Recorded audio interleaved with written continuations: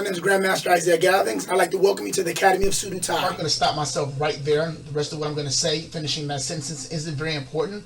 But what is important is what we're going to be working on today, and that's going to be the top self-defense techniques. 4 top self-defense techniques that everybody should know. We're going to watch a video of a couple confrontations between individuals, and these techniques could potentially save your life. So make sure that you watch closely and you follow along.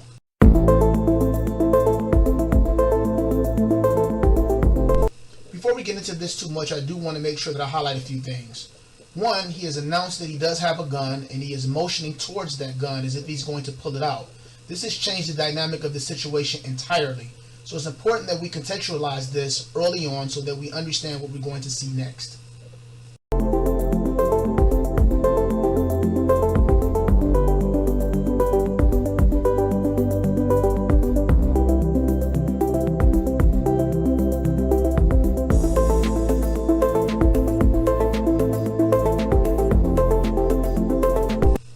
This is the first point of contact in this video. This is the beginning when the staff begins to grab the assailant. He uses what we call a same side wrist grab. That is his left arm grabbing his opponent or attacker's right arm. And this is his opportunity to be able to utilize the move that we're going to work on today to escape. I want to make sure that I am perfectly clear in saying that I am not advocating either side. I believe that there is wrong on both sides, which you'll see in this video if you have not already familiarized yourself with it. However, these self-defense situations, when we talk about protecting ourselves, have to happen very early on, as things will get worse if we do not make decisive decisions at the beginning. So this was his beginning or first opportunity to be able to make a decisive decision, to use a very simple move to be able to escape what would come next. So when he grabs me same side, thumb's going to go up towards the ceiling, opposite leg's going to step back. I'm going to twist and pull towards my chest, and then I'm going to follow up with the back fist strike.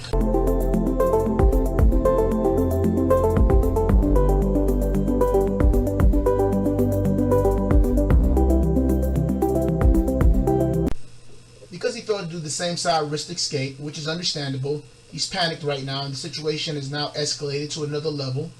But now both of his wrists are being controlled, as you can see here. So we now have to do a different move, which is the double wrist escape, which we're going to show you right now.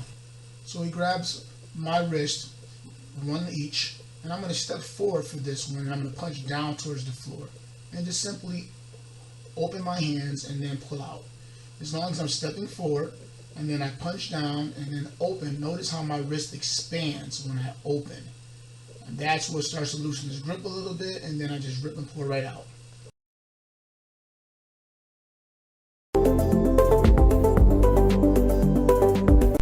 Because he failed to use either of the two moves that we just demonstrated, the situation is now taking a turn. He is now on the ground, which means that neither of these moves could be effective at this point, and he's being held down by the initial staff member which grabbed him to begin with.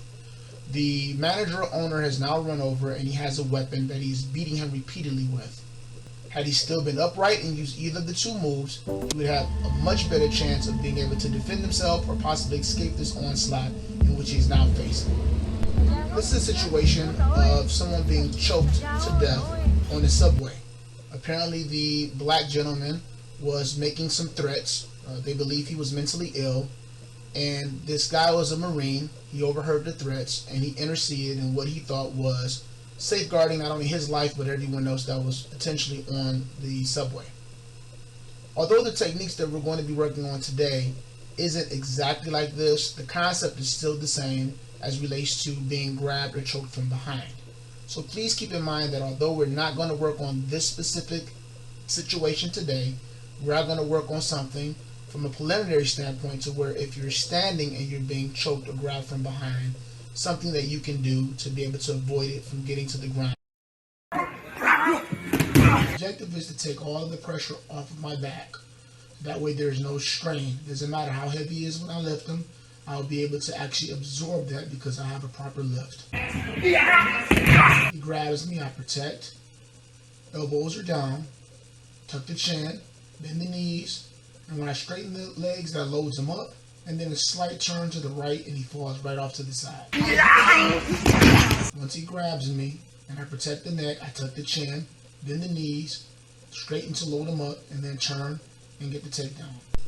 Although the video that I have in my possession does not show how the altercation began, it'd be safe to assume that it began in the standing position, which is why we worked on 2 self-defense techniques, both from the standing position. The first one that you just saw was if someone grabs you from behind and tries to choke you, and you're standing straight up in the upright position. This next one that you're going to see is someone grabbing you the same way, but the difference is they're pulling you back. So this changes your verticality, which means that you cannot be successful using the initial move that we just worked on and demonstrated.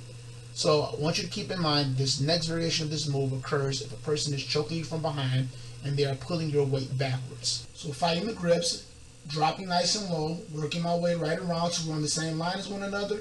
And now I can kind of lean forward, like kind of almost like a karate bow. And because the leg is so deep, then he'll fall over because he's out of position. Once again, he grabs me and he pulls me backwards. And I want to work my way around. Look how he's already losing his balance. And then it just doesn't take much from that point to be able to get the takedown and free myself. One more time, changing positions once again. He grabs, pulls me back. I drop the base, earthquake around. And then I just kind of lean forward, turn the shoulders slightly, and he falls. I don't want to oversimplify a complicated situation. Any of these moves are going to be very challenging to be able to do in the moment, which is the reason why it's important to have, number one, proper instruction and guidance. You should be training somewhere so that way you can work these moves and you can feel comfortable if the situation ever presents itself.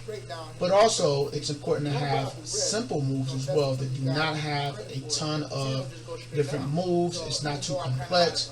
It's very straightforward, and it can work against people from all weights and sizes.